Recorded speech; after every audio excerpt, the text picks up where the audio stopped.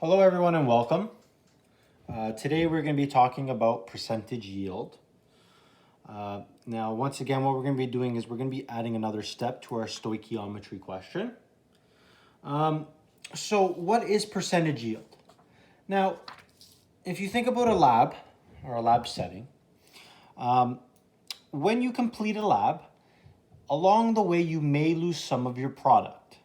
Okay, now even the best chemists in the world still go through human error. And once again, if you think about a lab, if you have to scrape things off the side, or if you miscalculated something, or you didn't weigh something properly, or some of the product was lost along the way, all of that there is going to make you lose some of that product that you thought that you would have had.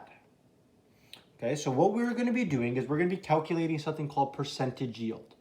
So we're going to try to figure out what percentage did you complete that lab. So the higher the number, so it's going to go from 0% to 100%. So 100% means that all of the product you were able to recover. The smaller the number, the more product you lost along the way. So we want our percentage yield to be closer to 100.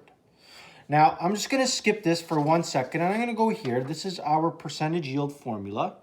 Okay, now, once again, on a test or anything like that, this is not going to be given because this is just your standard percentage calculation. And what I mean by that is what you're going to do is you're going to take your actual yield and divide it by your theoretical yield. Now, your actual yield is how much product that you measured at the end, how much product you had.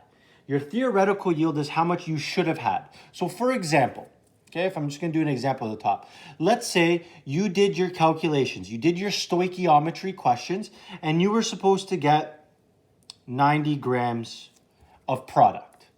Now, after you did your lab, you only got 84 grams. So what percentage of product did you get? Well, this is where you do 84 divided by 90 and multiply by 100. And that's going to give you approximately 93%. Okay, I'm not worried about the decimals for this exact question. But so what this means is that 93% of all that product that you were supposed to get, you got. And that's what we call percentage yield.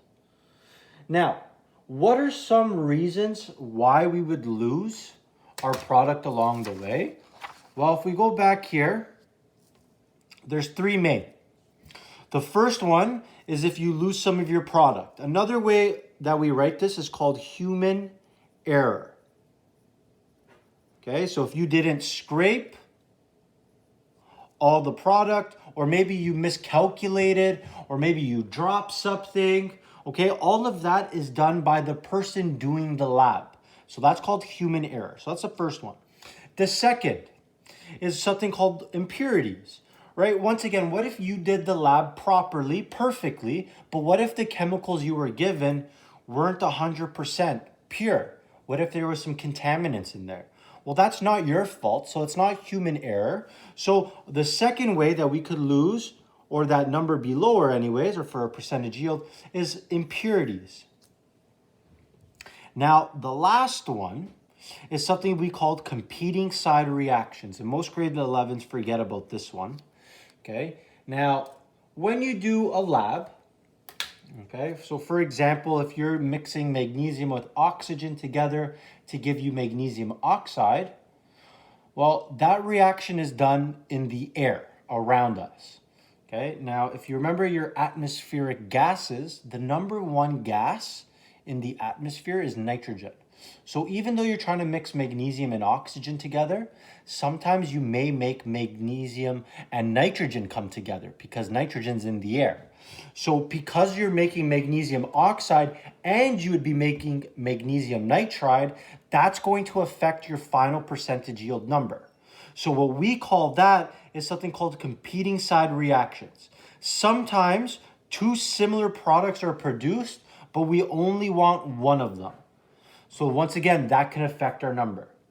Okay, so these are our three main reason why our percentage yield sometimes doesn't come out to 100% exactly. Okay, so a couple things.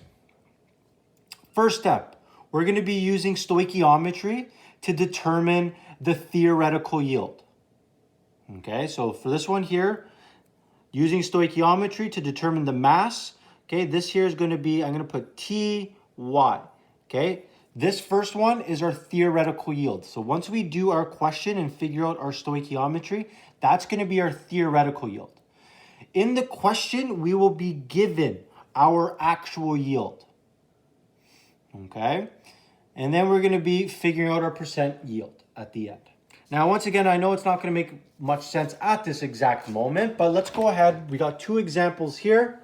One has no limiting reagents. The second one does, but both of them we're going to be calculating our percentage yield. Okay. So I'll read it here, and then I'm going to work on the back side as there will be a little bit more room. But anyways, impure nickel can be purified with carbon monoxide. So what we're going to be doing is determining the percent yield. If 61 grams of nickel, nickel carbide, is collected from the reaction of 23.5 grams of nickel with excess carbon monoxide. Okay, so what we're going to do is we're going to flip this over. So let's rewrite this equation out. Okay, and let's balance our equation. Once we do that, then we're ready to start. Okay, so if you'd like to pause it now, you can. Okay, so we have nickel, which is solid. We have carbon monoxide, which we should all know is a gas. And it's just making this nickel carbide. So I was a little bit confused before. For carbide, it's not that common. But anyways, we have this here. Now, in this question, before that, we need to balance. So we'll need 4 for our carbon monoxide. Nickels are both 1. Okay, so in this question, we have 23.5 grams of solid nickel. We have an excess amount of carbon monoxide, so that's plenty. So we don't have a specific amount, but because we have an excess amount, this is going to be our limiting reagent, the nickel. This is going to be our excess reagent. Now, it says that after we completed the experiment, this is how much we collected. So we collected 61 grams at the end. Now, would that be my actual yield or my theoretical yield? Okay, this would actually be my actual yield. Now, the reason why this is my actual yield, because this is actually what I got after I did the experiment. Okay, what we are going to be figuring out is we need to figure out the theoretical yield. How much should we have gotten in this experiment? Okay, so that's where our stoichiometry comes into play, because we're going to have to figure out how much of this nickel carbide should we have had when we did this experiment. Now, in grade 11, anyways, all of our theoretical yields should be bigger than our actual. Okay, because we're assuming that we lose product. Sometimes you actually may gain product, so your actual yield would be bigger than your theoretical, but we're not going to see that in grade 11. In grade 11, we're going to have bigger theoretical yields, which means that we lost product along the way. Okay, so at this point, this is just a standard stoichiometry question. So what I want you to do is I want you to pause the video, and once again, find your moles here, find your moles over there, do your mole to mole ratio, and so forth, and see what mass you get. Okay, and once you're done that, come back and see if you got that right. Okay, so for this question here, we have our molar mass of nickel. Okay, so it's just nickel by itself. This is actually a quite easy question, which I like. Okay, 58.69 grams per mole. Okay, now we need to find our moles.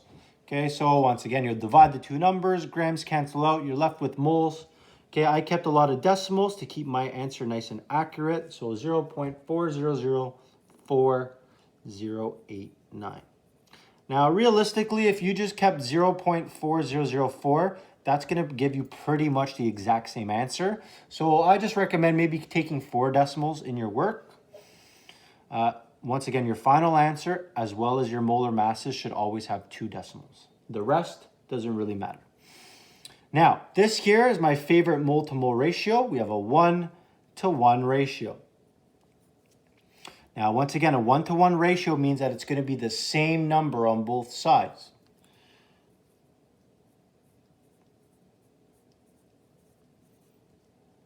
Okay, once again, if you're not sure about that, all you have to do is set up your fraction here and solve. Once again, I'm not going to show this because by now you should be able to do this. We've done this for, this is, I believe, our 4th lesson now that we've done this. So you should be able to do that. And if you did, you'll come up with the same number there.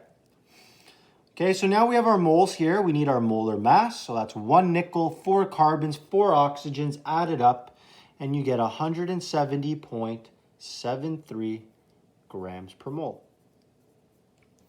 Now our last step for this is to find our theoretical yield. So once again, multiplying these two numbers, rearranging my formula, and I get 68.36 grams. Now, what that means to us, that's 68.36, if you can't see that, okay? Now, if you take a look, if we were the best chemist in the world, okay, and we made no errors, we should have gotten 68.36 grams. That's our theoretical. Theoretically, we should have had that much product. Now, once again, because we're all humans, we make mistakes, this and that in the lab.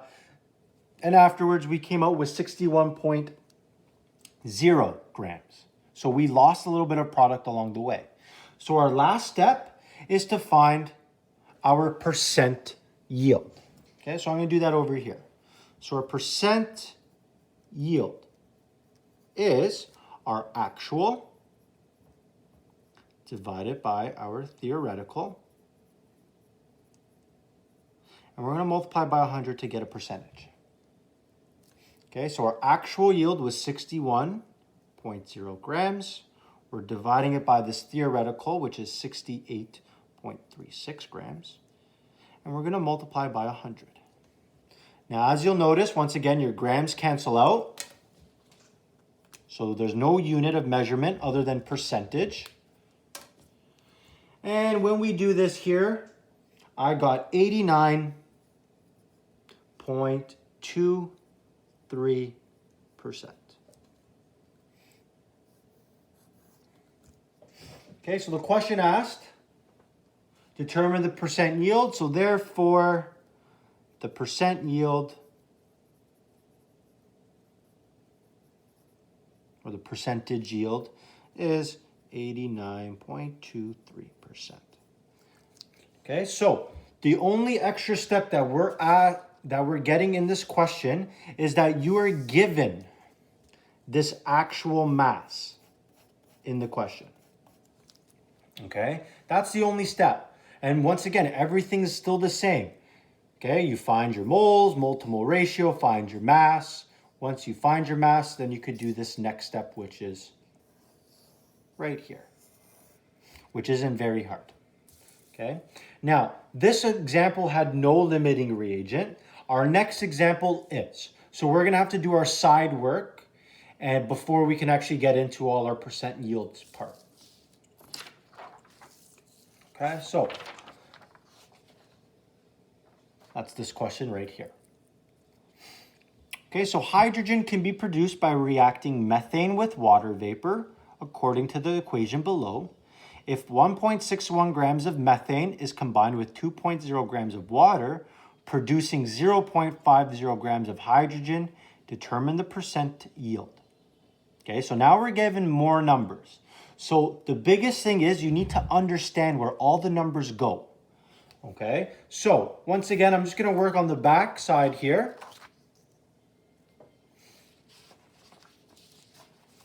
Okay, so once again, let's go ahead and let's write this equation out. We have CH4, which is a gas. Okay, we have H2O.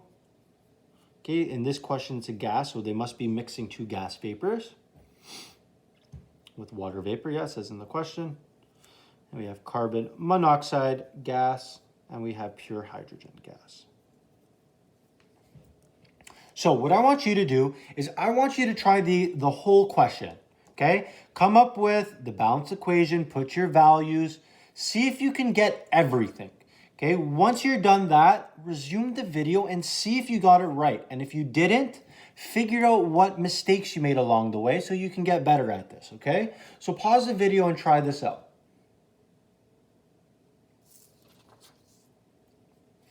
Okay, so in this question, once again, we need to balance our equation. So in this question here, we have 1 carbon, 1 oxygen, we have 8 hydrogens, or sorry, 6 hydrogens, 4 plus 2 is 6. So we need 3 there to balance that out. Okay, so in this question, it says we have 1.61 grams of methane, and we're mixing it with 2 grams of water. Okay, once again, it's always important to keep your 2 decimals there. And we are making, or we collected 0.50 grams. Now, once again, is this my actual or theoretical? Well, this here is going to be my actual. This is what's given in the question. But more importantly, it says this is what we produced. This is what we made. This is what we collected, right? All of those means that that's what we actually did. Okay. So let's go ahead here. And let's keep on going. So we have 1 carbon, 4 hydrogens. So we have 16.05 grams per mole. And we also have our moles here of 0.1003115 moles. For water here, 2 hydrogens, 1 oxygen gives me a molar mass of 18.2 or 0.2, sorry, grams per mole. And once again, I have my moles here of 0.11, I believe that's 0.98779 moles. Okay, so once again, we have 2 here, so we're going to need to figure out which ones are limiting reagents. So this is where we do our side work. Okay, so the first one, I'm going to take 0.1003115, and I divide it by the coefficient. So the invisible number here is 1. So I'm going to divide by 1, and when I divide by 1, I get the exact same number. Okay, I'm just going to put a line between them. Now my second one, I have 0.11098779 moles, and I'm dividing it by the number that's in the front, our coefficient, which is 1 again. So I'm going to get the same number. Now you might be thinking, why did he do this? I already know that there's both a 1 and a 1 there, so I'm going to get the same answer. That's fine. If you're good and you can understand that, you don't have to do the side work. But once you have like 2s or 3s or 4s or whatever the case is, then you need to make sure that you show me that side work. But anyways, looking at both of these here, this one's going to be my limiting reagent. This one's going to be my excess reagent. So what that means is that this is the one I'm going to be using when I'm calculating my mole to mole ratio. Okay, so I have a 1:3 ratio. Once again, 1, and we're going to 3 on this side. That's where those numbers are coming from. So I'll have 0.1003115, and we don't know our moles here. That's what we're looking for, so that's why I'm calling it an X. Now, once again, hopefully you're getting a little bit better at this. And what you should be able to determine or see is that we're going from 1 to 3. So this number needs to be 3 times bigger. So all you would need to do is take this number and multiply it by 3 to get your moles there. If you're not sure about this, once again, you could set up your fraction and figure that out. Okay? But once again, at this point, I'm hoping that we understand that of our ratios, that is. So multiplying this number by 3, I got 0.3009 moles. Now, my molar mass is going to be 2 hydrogens, not 6. So 2 hydrogens gives me 2.02 grams per mole. Now I can find my theoretical mass. Now, my theoretical mass, rounded to 2 decimals, is 0.61 grams. So as you can see, we lost a little bit of product along the way. So what we're going to do now is we're going to find our percent yield. And in order to do this, we need our actual divided by our theoretical, and we multiply by 100. So my actual is 0.50 grams. That's what I actually got in this experiment. However, I should have gotten 0.61 grams. Okay, now dividing these two numbers and multiplying by 100, I got 81.96%. Okay, so once again, therefore, you would tell me, once again, you would have your therefore statement. Therefore, our percentage yield was so forth. Okay, 81.96%. So once again, just to kind of recap this question, you're given 2 masses. We're trying to figure out the mass or a theoretical here. Okay, once again, this is our theoretical. Find your moles, side work to figure out which one's your limiting reagent. Okay, most likely on a test, it's not going to be a 1-to-1. Okay, it'll be a little bit more challenging than that, so you should still practice it. Then we find our moles here. We can find our mass, that's our theoretical, and then we can find our percent yield. Okay, so hopefully that made sense to you. Thank you for watching, and have a great day.